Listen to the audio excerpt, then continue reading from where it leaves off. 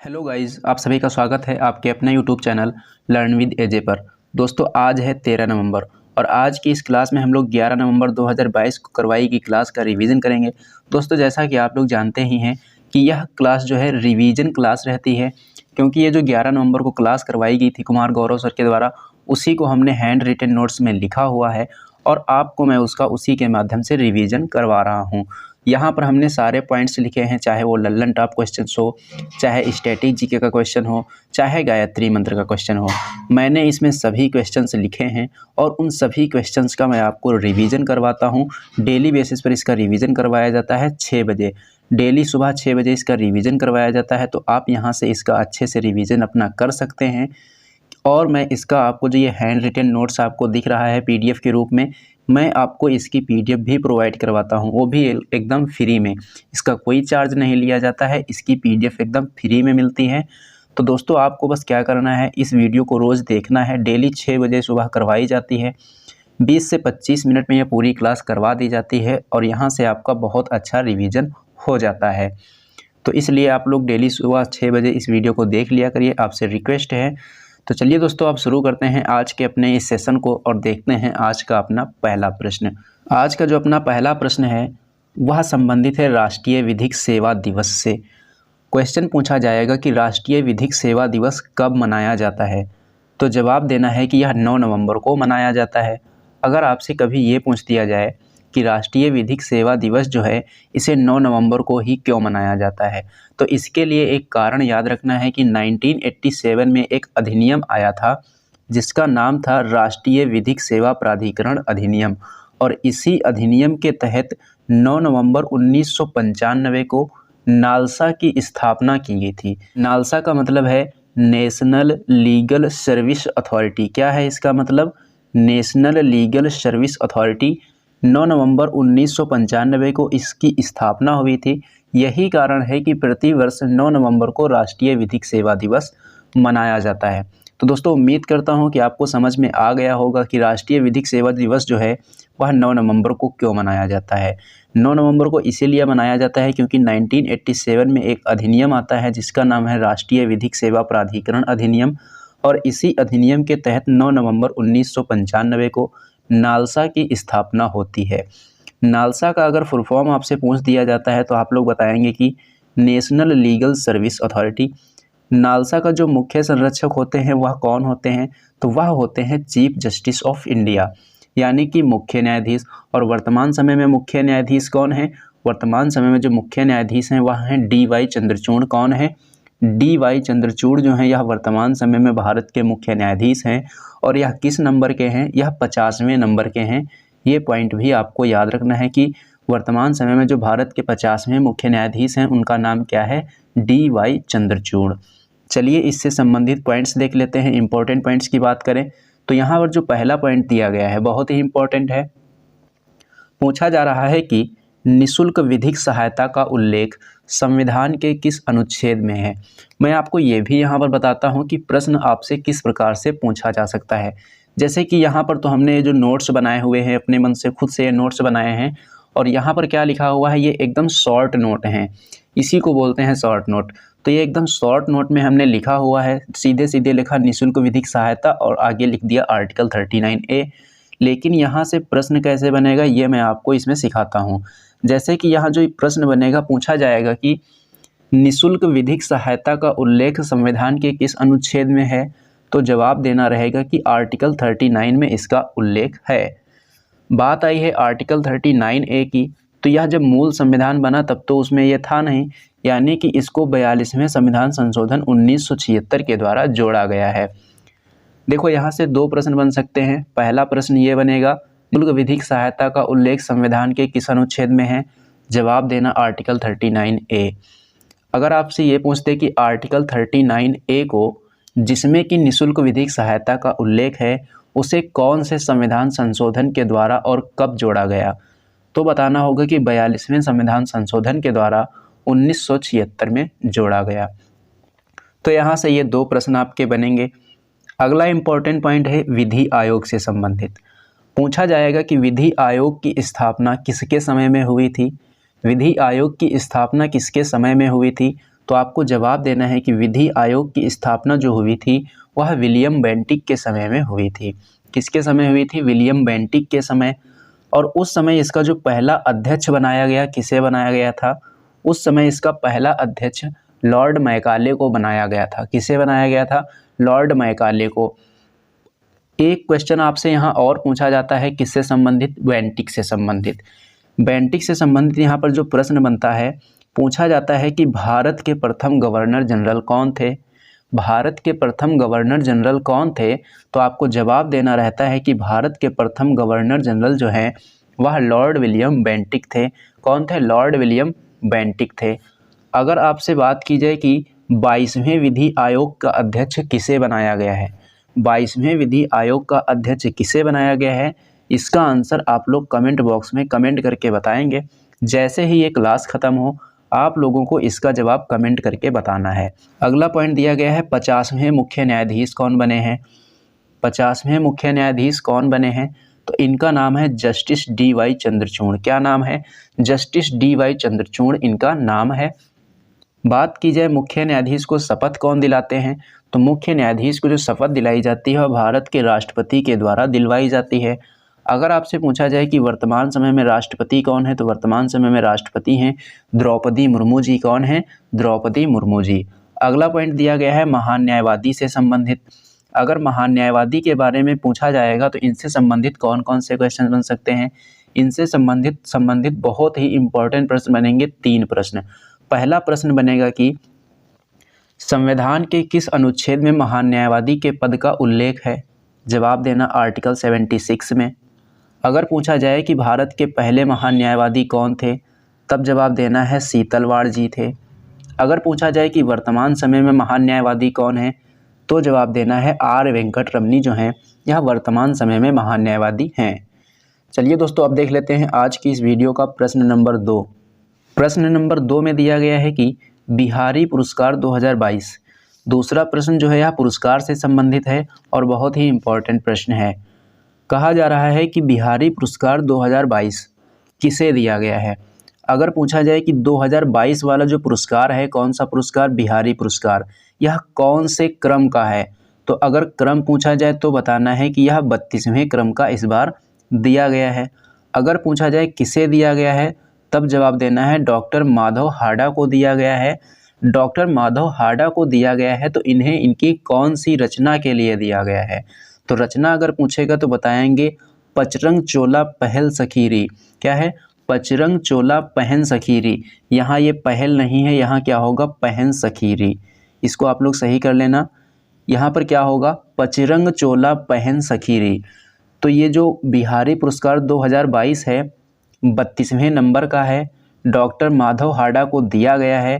कौन सी रचना के लिए? इन्हें इनकी रचना पचरंग चोला पहन सखीरी रचना के लिए दिया गया है।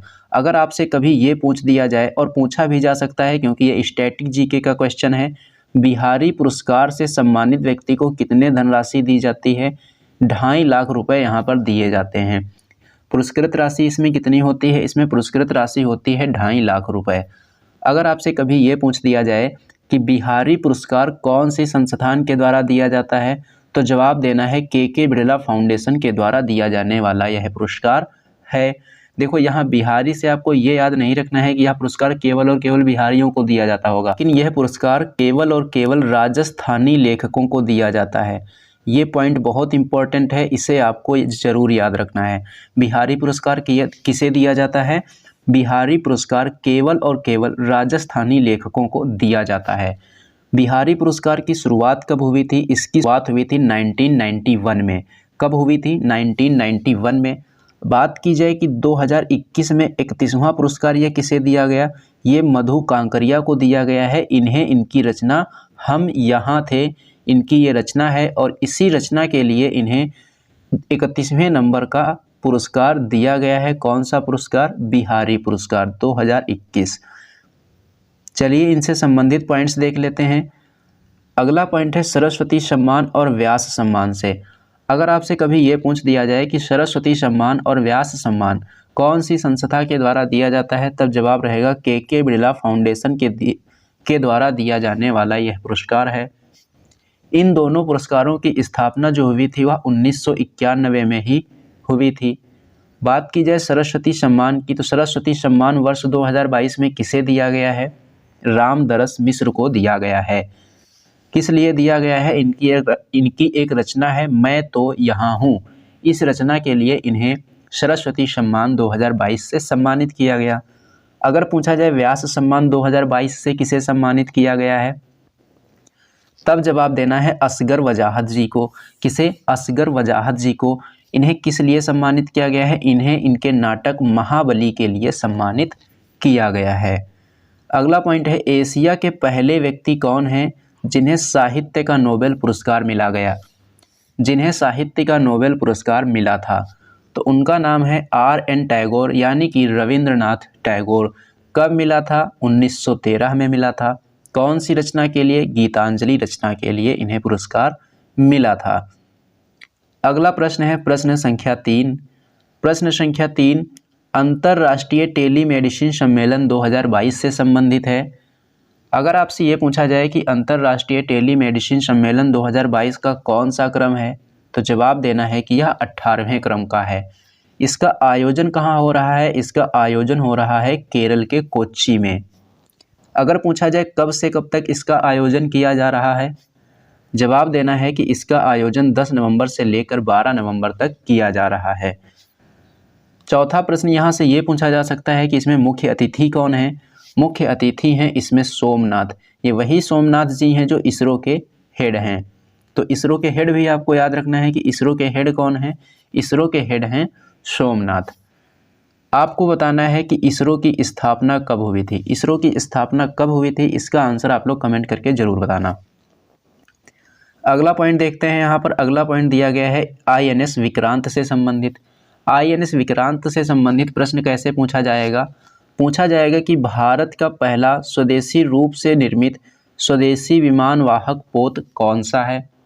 भारत का पहला स्वदेशी विमान वाहक पोत कौन सा है? जवाब देना है INS विक्रांत।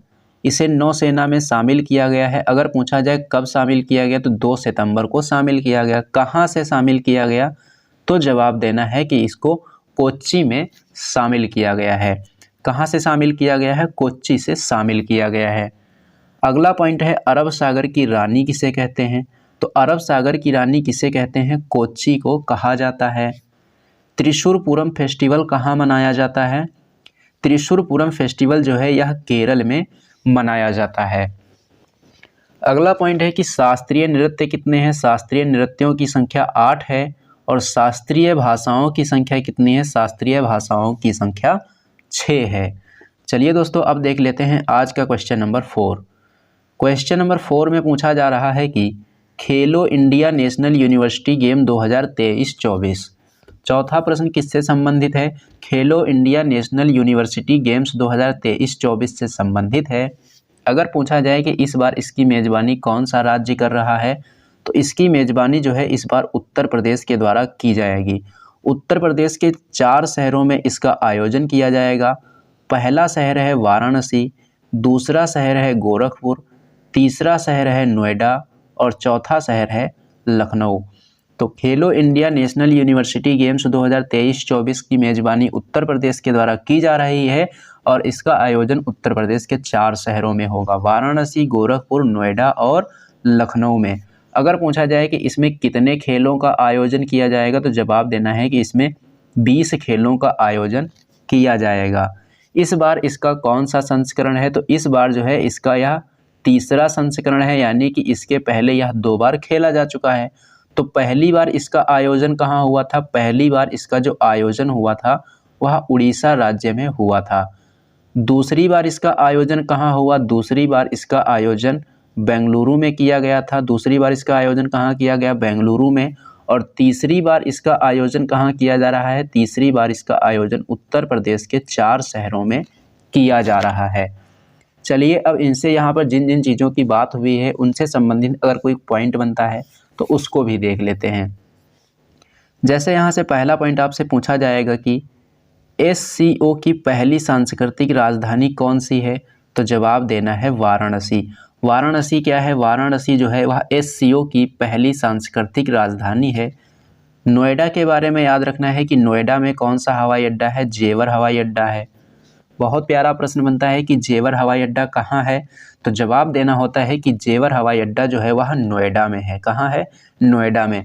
अब गोरखपुर से संबंधित प्रश्न क्या बनेगा? गोरखपुर में चौरी चौरा नामक घटना हुई थी। कौन सी हुई थी? चौरी चौरा कांड हुआ था। कब हुआ था? फरवरी 1922 में। लखनऊ से संबंधित पॉइंट क्या याद रखना है? लखनऊ से संबंधित पॉइंट याद रखना है कि पहली पैरा बैडमिंटन अकादमी लखनऊ में स्थापित हुई है। अगर पूछा जाए कि उत्तर प्रदेश ने हाल ही में किस खेल को गोद लिया है, उत्तर प्रदेश के द्वारा हाल ही में किस खेल को गोद लिया गया है, तो जवाब देना है कुश्ती खेल को। किसे? कुश्ती खेल को।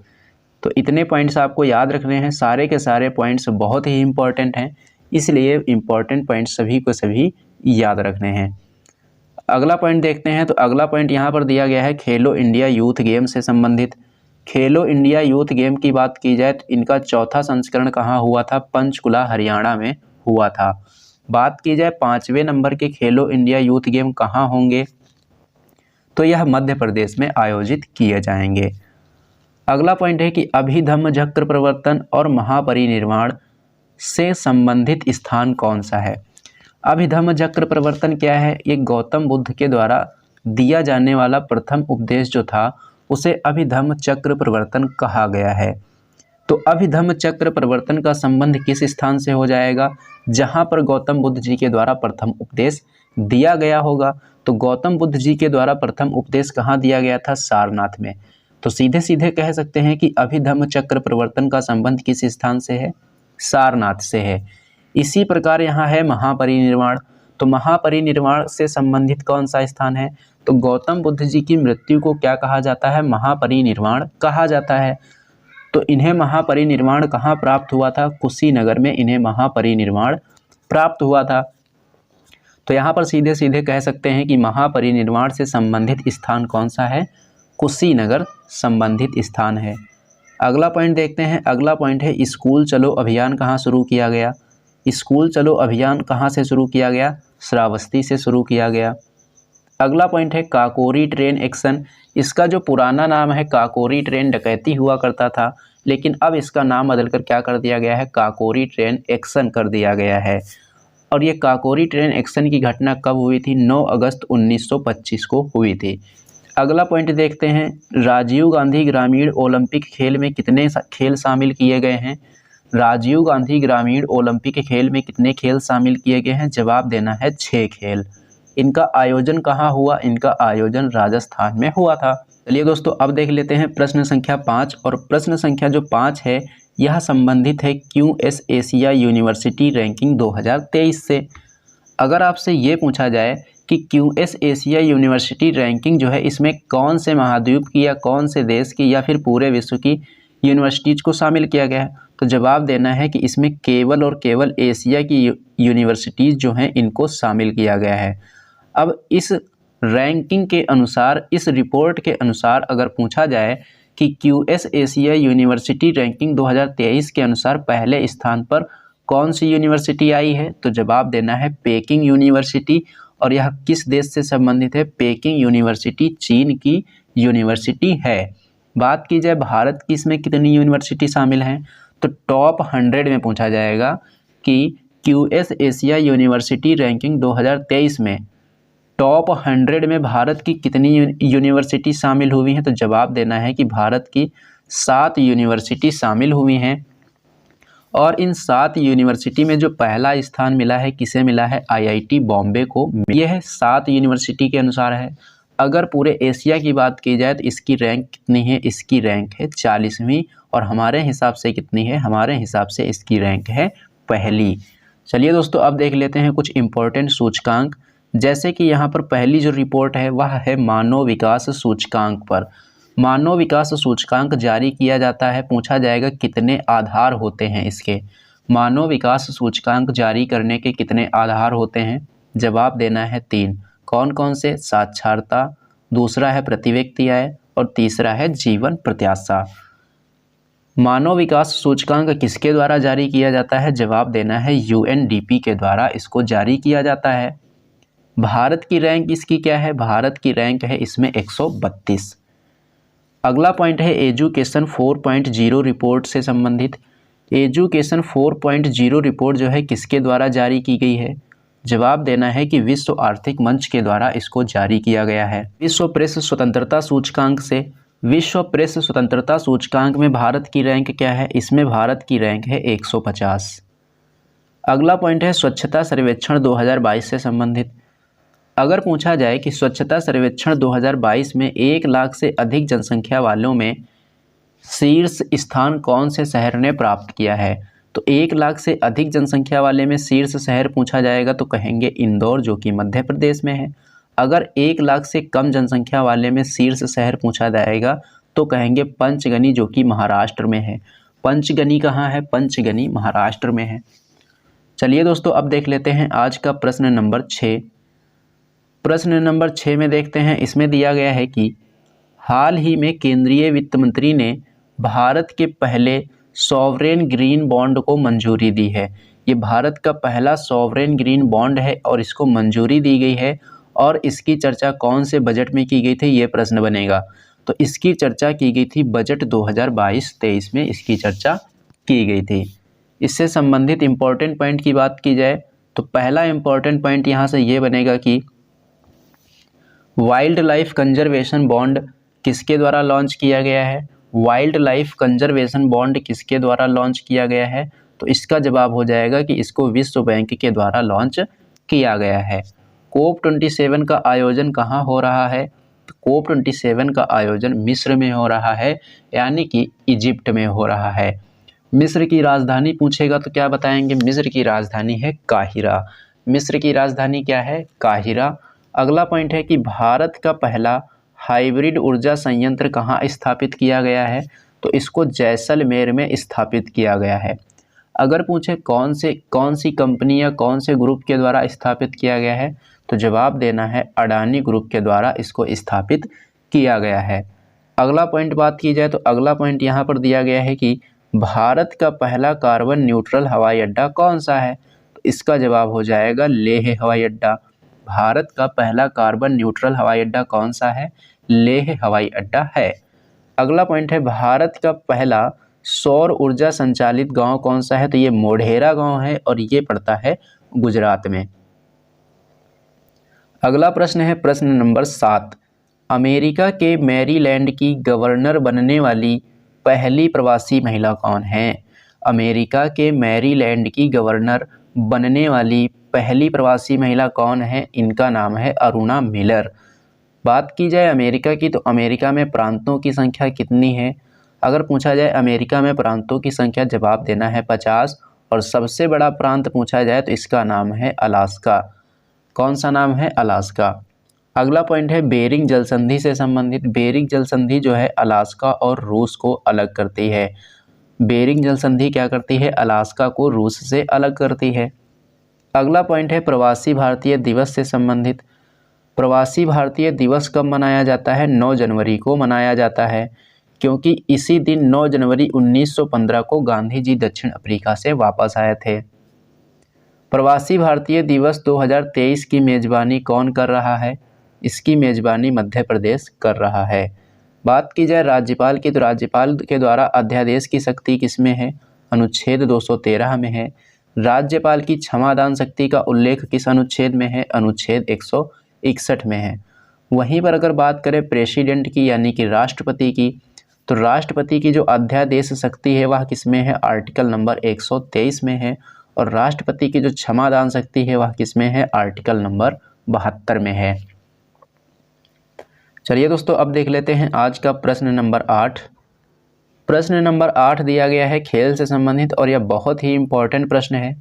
महिला विश्व बॉक्सिंग चैंपियनशिप 2023, महिला विश्व बॉक्सिंग चैंपियनशिप 2022 की मेज़बानी कौन सा देश कर रहा है? इसकी मेज़बानी भारत कर रहा है। भारत में इसका आयोजन कहाँ होगा? नई दिल्ली में होगा। अगर आपसे ये पूछ दिया जाए कि महिला विश्व बॉक्सिंग चैंपियनशिप की मेज़बानी क्या भारत ने इससे पहले कभी की है? हाँ, की है। कितनी बार? 2 बार। एक बार 2006 में मेज़बानी कर चुका है और एक बार 2018 में।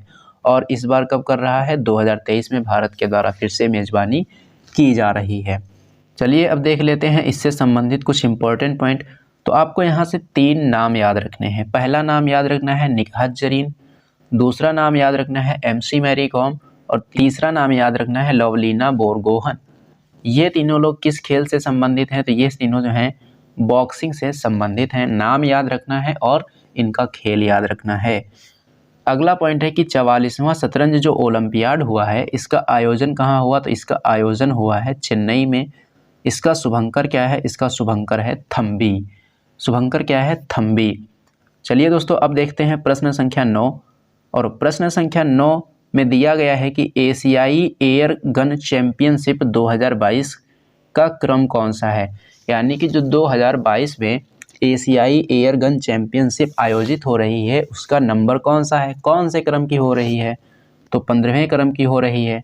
अगर पूछा जाए इसका आयोजन कहाँ किया जा रहा है? तो इसका आयोजन दक्षिण कोरिया के दाइगू में किया जा रहा है। दक्षिण कोरिया के दाइगू में। बात आई है दक्षिण कोरिया की। अगर दक्षिण कोरिया की राजधानी पूछेगा तो क्या बताएंगे? दक्षिण कोरिया की राजधानी है सियोल। और ये जो एशियाई एयर गन चैंपियनशिप है इसका आयोजन कब से कब तक होगा? इसका आयोजन 9 नवंबर से लेकर 19 नवंबर तक इसका आयोजन होगा। बात आई है यहाँ पर एयर गन चैंपियनशिप की, तो शूटिंग से संबंधित कुछ लोगों के नाम याद रखने हैं। जैसे शूटिंग से संबंधित पहला नाम है मनु भाकर, दूसरा नाम है अर्जुन बबूता और तीसरा नाम है दिव्यांश पवार। तो ये 3 नाम याद रखने हैं। ये तीनों लोग शूटिंग के खेल से संबंधित हैं। अगला पॉइंट देखते हैं इंपॉर्टेंट वाला। तो यहाँ दिया गया है कि फीफा वर्ल्ड कप 2022 का आयोजन कहाँ होगा? फीफा वर्ल्ड कप 2022 का आयोजन कतर दोहा में होगा। उबेर कप 2022 का विजेता कौन है?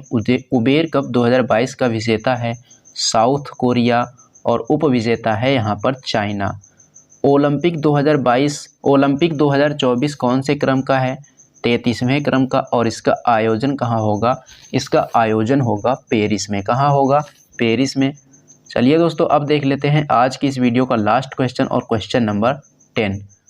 क्वेश्चन नंबर 10 में पूछा गया है कि बिमस्टेक कृषि मंत्री स्तरीय बैठक 2022 की मेज़बानी कौन कर रहा है? इसकी मेज़बानी भारत कर रहा है। कृषि मंत्री कौन है? कृषि मंत्री नरेंद्र सिंह तोमर हैं और इन्हीं के द्वारा इसकी मेज़बानी की जाएगी। बिमस्टेक की स्थापना अगर पूछा जाए कि बिमस्टेक की स्थापना कब हुई थी? तो 1997 में हुई थी। और बिमस्टेक का वर्ष 2022 में जो शिखर सम्मेलन हुआ है कहाँ हुआ है? कोलंबो में इसका शिखर सम्मेलन हुआ है। अगला इम्पोर्टेंट पॉइंट जो दिया गया है, पूछा गया है कि आसियान भारत संबंध की 2022 में कौन सी वर्षगांठ मनाई गई? तो इसकी 30वीं वर्षगांठ मनाई गई है, क्योंकि आसियान भारत जो संबंध है वह 1992 में शुरू हुए थे। पाक जलडमरू बंध कौन से देशों के मध्य है? भारत और श्रीलंका के मध्य में क्या है? पाक जलडमरू मध्य स्थित है। तो ये था आज का आपका सेशन। ये सेशन आपको कैसा लगा है कमेंट बॉक्स में कमेंट करके ज़रूर बताना। अगर ये सेशन आपको पसंद आया है तो इसे लाइक करना और इसे अपने दोस्तों में ज़्यादा से ज़्यादा शेयर भी करना। दोस्तों अगर आप लोग इस क्लास की PDF चाहते हैं तो उसके लिए आपको टेलीग्राम पर जाना है और वहाँ पर आपको सर्च करना है लर्न विद एजे। वहाँ पर आपको हमारा एक टेलीग्राम चैनल दिखाई देगा। आपको उस टेलीग्राम चैनल से जुड़ जाना है। वहाँ से आप इनकी सभी की सभी PDF प्राप्त कर सकते हैं। अगर वहाँ से आप ऐड नहीं हो पाते हैं तो डिस्क्रिप्शन बॉक्स में भी लिंक दिया गया है, वहाँ पर आप क्लिक करके सीधा टेलीग्राम चैनल से जुड़ सकते हैं।